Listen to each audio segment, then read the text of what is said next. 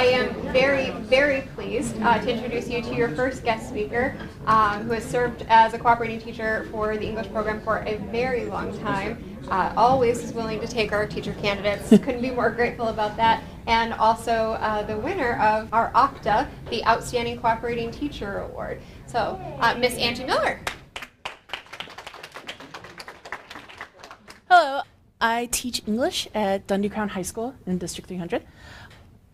I have had 3 student teachers, but many of the field placement candidates as well.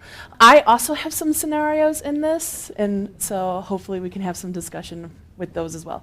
They are actual scenarios that really did happen. We're really talking today about like how to guide some of those teacher candidates and student teachers, but as we want with like grace, right? So something I want to re-emphasize is that NIU has worked really tirelessly to scaffold the preparatory steps of their program.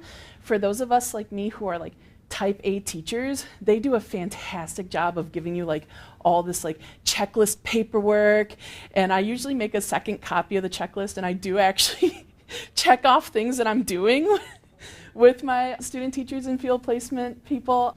And I know like the first couple times that I had field placement students, like I was like, oh my God, I didn't check everything off of the list. It takes a moment, like when you are type A, to be like, okay, I don't have to check everything off the list. Especially if you're really truly partnering with those field placement students, because you want to make sure that they're getting out of it what they need to get out of it and not just what the checklist says for them to get out of it. Today we're going to look a little bit at the gradual release model, but mostly we're going to be looking at common cycles that a lot of student teachers and field placement students will go through, like emotionally and stuff. Gradual release really just means like I do, we do, you do, which all of us do within our own classrooms. It's just transferring that model onto student teachers or onto field placement students is what we're trying to do when we are cooperating teachers. When they start their programs, something that they're really, really clinging to the whole time is why they want to become a teacher. I don't remember this story, but my mom used to always tell me that like one day in elementary school, like 2nd grade or something, I came home and was really quiet, and she was like, how was your day? And I just said, Mom, I'm going to become a teacher when I grow up because there's not enough nice teachers in this world. And I have no idea what my teacher did that day to make me say that. Since that moment, you never said a different occupation, right? And so throughout my program, that was something I was really, really clinging to, was, are these teachers nice enough to their students, the ones I'm observing, right? And so that's, in a sense, how they're coming to you as well, right? With their why, but not with the how. So really what we're looking at is there's 4 stages of student-teacher development. Level 1, concerns about self. Level 2, concerns about survival. Level 3, concerns about the methods that they're using. And level 4 would be concerns about the students. You know, that's when they get like the emotional attachments, right? So if you're only handling the field placement students, they're really going to be sitting at level 1 or 2 the entire time. You're not going to see a field placement student get to like level 3 or 4. That's when they're really starting with like actual lesson planning within your classroom and stuff.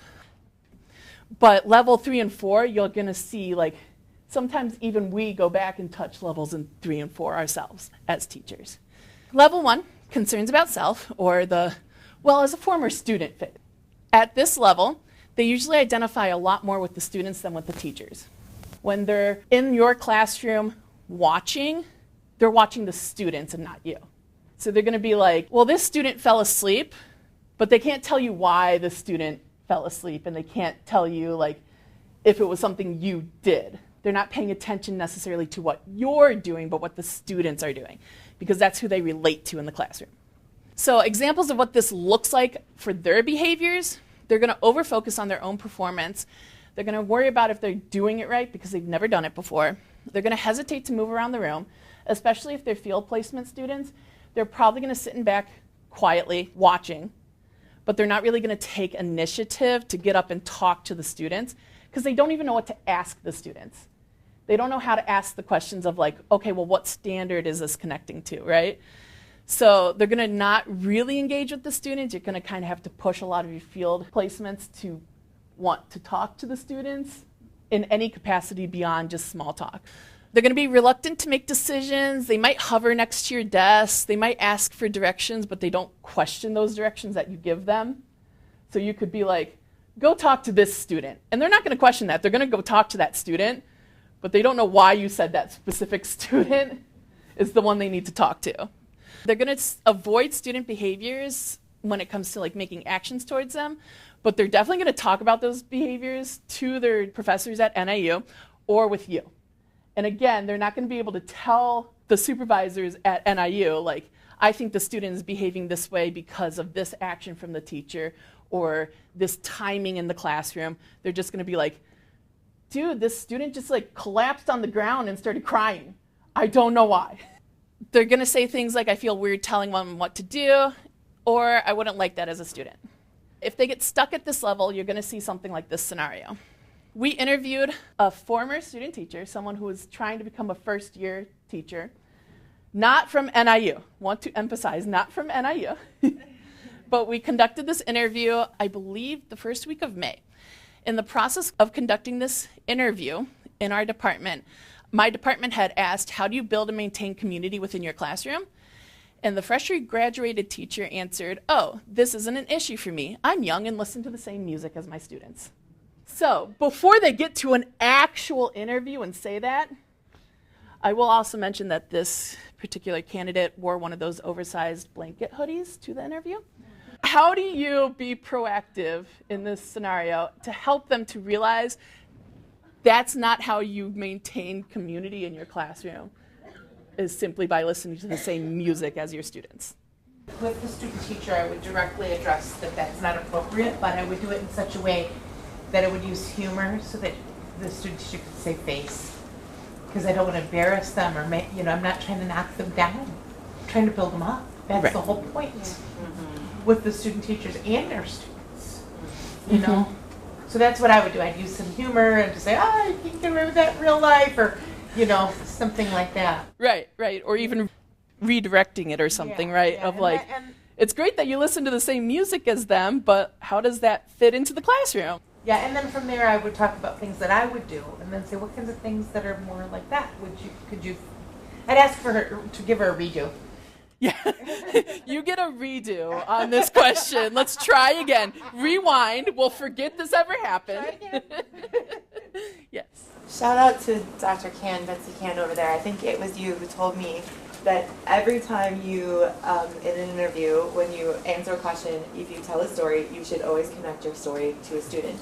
Every story you tell should have a student, even if it's about you, you should then say something about students afterwards. And I think that this is a very you-centered response or a very self-centered response. And I think that's like a quick and simple way to kind of fix that. And I think maybe we were saying like having a discussion about what a classroom community is, because you are not the center of a community. You are facilitating a community. They need to be interacting with each other. You're kind of the least important factor in the equation, really. So. Yep. You don't want to make your answers in an interview self-centered. I think the way one of our directors at district level was phrasing it is, it's good to bring up examples of what you've done in the past in other roles, but you really want to speak to the role you're about to fill, right? So, sure, you've listened to the same music as them in the past, but you're going into this role. How are you going to fulfill this role? When teaching, you really want to narrate your thinking out loud to make visible processes that are invisible. I just, a couple years ago, finished my MFA. When I started the MFA process, a professor actually pulled me aside and we were looking at my annotations and he was like, everything you're writing about the poems you are reading is from a teacher perspective. Because I had been teaching for 9 years at that point when I started the MFA program. That was the perspective I always thought from. I read a book of poetry, I earmark poems I want to share with my students, right? Oh, this would be a great one to teach, right? I wasn't reading the material I needed to read from a writer's perspective, because I wasn't a writer, I was a teacher. That's what they're doing at this level. They've only ever been a student. So they are talking from a student perspective. They don't know what a teacher's perspective is yet. So narrating your processes out loud, even if you're doing it as you're doing it and the students in front of you think it's weird, your student teacher will be thankful. Level 2, concerns about survival or the management phase, right? Why are they not listening to me? This is when they become less concerned with that want of students and what they wanted as a student. And they start focusing on the teacher aspect and managing a classroom. Example behaviors, they might cling tightly to their lesson plans. They don't want to deviate. They made this 8-page document. This was only supposed to go for 5 minutes. It's been 6.5. What do I do? There is a kid whispering in the back, and they panic because it's supposed to be quiet time. And you as the teacher, you're there like, I'm just glad it's a whisper. The kid brushing their hair in the back, I'm just glad that she came to class today. But they're looking at it as, oh my God, the hairbrush is out. She's brushing her hair. She is grooming during my class. What do I do? This is deviating from the lesson plan. So in a sense, this is like the panic stage of can I manage these behaviors and everything like that. The real life scenario I have for you, it was an NIU student teacher who experienced this. In an attempt to design a welcoming environment, the student and teacher allows the students to choose their own seats. Maximilian takes a desk in the back, surrounded by his football buddies. The student teacher is trying to engage them in a full class discussion, but he's in the back, chuckling with his friends over paper airplanes. And when confronted, he says he will never use this lesson in the real world. And the only reaction the student teacher has is to shut down, sit at the teacher desk, and put her head in her hands. She really did just shut down entirely mid-class and sit down with her head in her hands. So what would you guys do? It's football players. So if I'm the cooperating teacher, I know in my building I have a really good rapport with the coaches. I would just get their names and talk to the coach and then figure out a way to have those students meet with the student teacher and talk it over. Because I found that some of those vocal troublemakers, too cool for school, literally and figuratively, don't want to run an extra 15 laps at the end of the school day. But then that shows them that there are consequences for misbehaving. It might not be you, right? How many of us have gone to a coach before? Yeah. How many of us think a student teacher knows to go to a coach? Yeah, no. Mm-mm. And that was one of the first pieces of advice I gave her. Let's talk to the coach. What else can you do?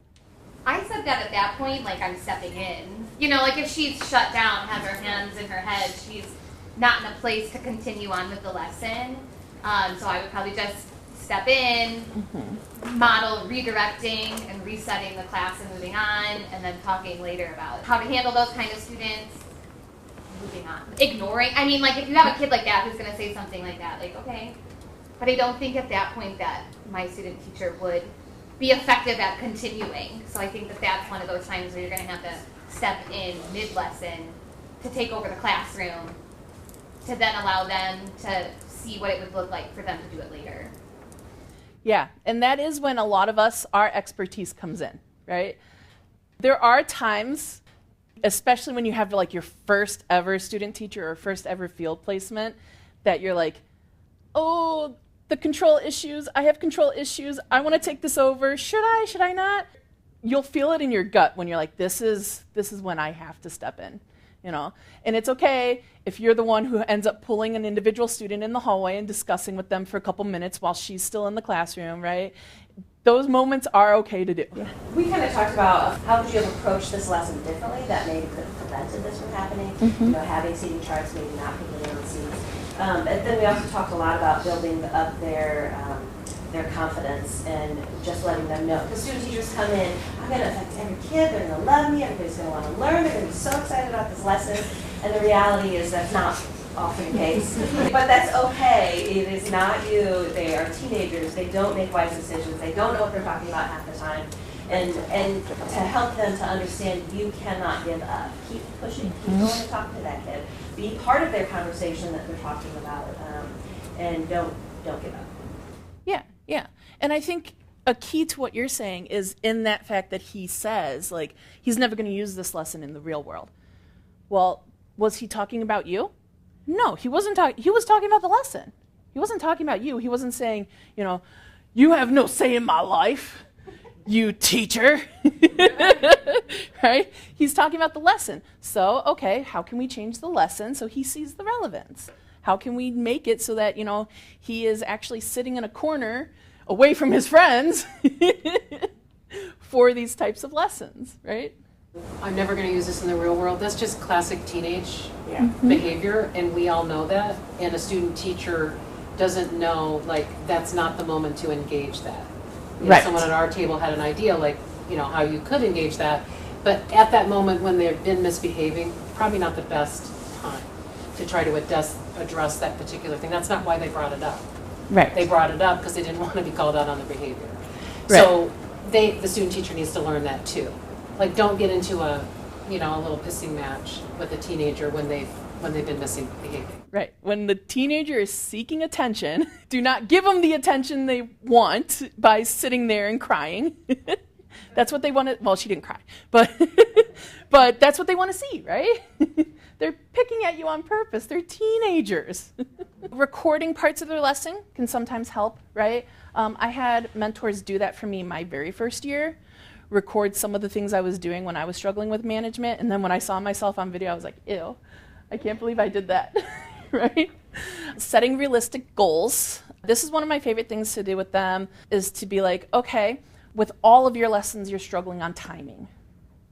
So for this week, or these next 2 weeks, or this month even, I want every single last thing you do, even if it seems excessive, to come with a timer. You are giving them 8 minutes when they deserve 3 on this, right? That's when behaviors start, right? So let's time it out with actual timers and everything. And building a toolbox, but don't do it alone. Have them seek advice from your coworkers. Go to the coach. I had her go to his teacher from the year before. I also had her go to a teacher that I knew was going to give horrible advice. And I didn't tell her, this teacher is going to give you horrible advice. That teacher was like, okay, this is what you do. Pull a desk in the hallway, tell him his seat is out in the hallway for the rest of the year. He's not invited back in until he apologizes. Yeah, that's really going to work, you know? When he doesn't even want to learn this lesson. Right? But the previous year teacher was like, you just can't sit him by his friends, you know? Right? So then I sat down with her and I said, so which advice are you taking? You know? And it was a good conversation. But sometimes they need to hear it from more than just you. So using your coworkers helps too. Level 3 is one of my favorite levels. This is when they themselves become the like snarky teenager towards you. They all have the rebellious teenage phase. At level 3, the student teacher becomes concerned about the best ways to explain and present content, right? Now they've realized they can move a little bit past management. They start talking content. This is when they really want to impress with their newfound knowledge that they gained in their preparatory programs and stuff like that. And they're young, and clearly the lessons they're going to design are just way better and more modern than the ones you design. They start self-correcting, they'll identify when something isn't going well, and sometimes they'll propose ways to improve it. They're going to balance their timing better. They're going to become less reliant to you for their daily like survival techniques.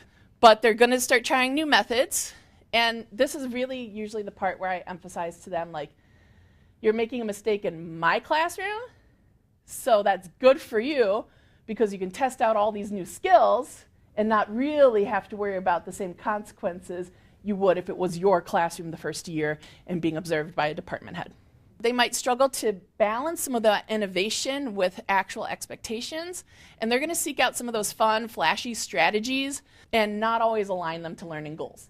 For a Gothic literature course, a student teacher, not from NIU, this was in my department though, a student teacher enthusiastically decides she wants students to do a murder mystery party. Sounds great. She books the library space, brings in fake blood, creates clues, gets fellow teachers to act out roles, and designs student stations. But when asked during PLC how she assessed their learning, she only talked about the meme Keith showed her the next day. How would you assess this activity? But more importantly, how do you mentor someone to take something this innovative and actually assess it? I think I might start by bringing in an activity that was kind of analogous but actually had skill-focused assessment with it. I teach English as well and do a lot of inquiry stuff in my classroom, but that had a purpose and a goal to it, and not even critiquing but being like, hey, maybe saying, how do you think this went? And then saying, well, let's look at these two activities side by side. And not even saying I want to critique yours, but just saying what do you think is similar and what do you think is different, and start a conversation from there. The idea has some potential here, and it's engaging. And I think you don't want to rain on someone's engagement parade, because like what we were talking about before, kids, the football player, they're sitting all day long, and it is rough. If I sit in a bunch of meetings, I want to go throw a paper airplane. But there needs to be a critical thinking, an argumentative, learn the tenets of Gothic literature kind of purpose. And I think rather than being like, hey, you didn't do this, letting her come to those skills on her own might work a little bit better and take away the defensive piece, maybe. Right. Or even asking the question what data did you gather on what they learned from this? Asking those guiding questions of how was it assessed? What would you do differently in the future? What data are you basing that on? Where's their assessment? What did they gain out of this, and how can you demonstrate to me that they gained out of this? But again, yes, you don't want to rain on their engagement parade, because how many of us still to this day, I'm 13 years in, and if someone said, I want to do a murder mystery party, I'm like, I'm all in. Let's do it. And then afterwards, I would probably be like, I just did it again, didn't I? I had fun, but what did we learn? We still do this to this day. So it is a tough conversation sometimes to have with them. Yeah, there are different ways to assess things, right? If they're doing it for social, emotional, or team building, you can still assess that. You can still say, look at these two kids who never talked before. They know each other's names now. That is the assessment, But they need to understand that as well, right? We don't want them saying to us, I don't want to do the same boring journal assignments that you have been doing for 20 years. I'm doing this journal assignment instead, when it's the same thing.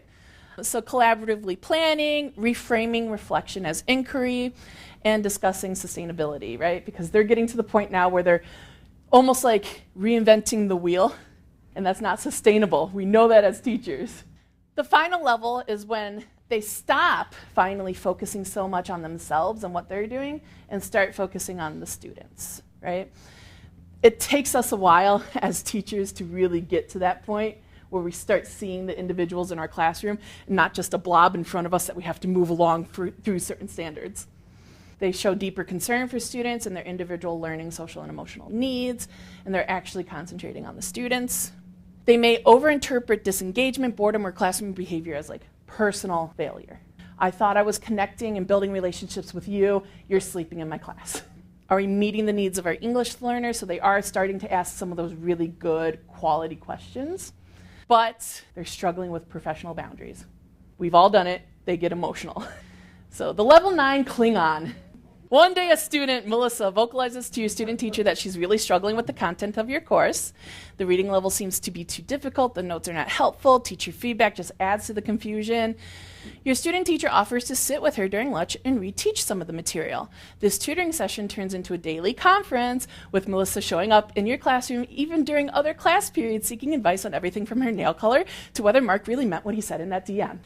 Knowing a lot about the student's background can really, really help. And I think the small group discussion versus one-on-one conferencing at this point is a really great thing too, because, they're at this point, where they're like, I just want to help all of them. So I'm supporting, I'm helping. And you're like, they are in your classroom 9 periods a day. Can't happen. Validating them, but talking about self-care and boundaries, modeling those clear, kind, but firm boundaries, and talking about fairness in relationships and everything like that is really key. That being said, don't forget that you're going to go through phases too. You go through anticipation, confusion, onstage, backstage, letting go, co and solo teaching, loss and relief. you are going to go through the grief cycle.